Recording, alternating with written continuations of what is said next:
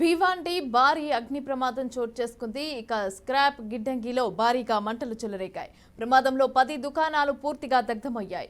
భివండి తాలూకాలోని వల్పాడ ప్రాంతంలో ఈ ప్రమాదం జరిగింది. అగ్ని ప్రమాదంలో 4 స్క్రాప్ గోదాములు అలాగే 4 దుకాణాలు సహా మొత్తం 10 గోదాములు దగ్ధమైనట్టుగా సమాచారం.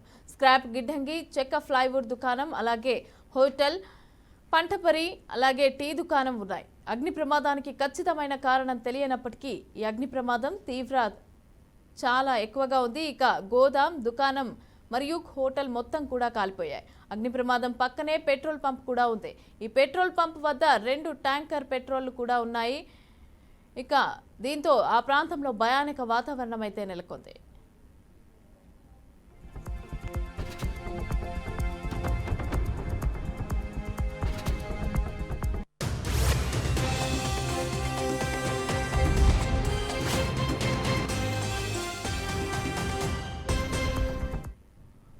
అగ్నిమాపక యంత్రాల ఘటనా స్థలానికి చేరుకొని మంటలను అదుపులోకి తెచ్చాయి. ఇక ఈ అగ్ని ప్రమాదంలో పలు వాహనాలు కూడా దగ్ధమైనట్టుగా సమాచారం.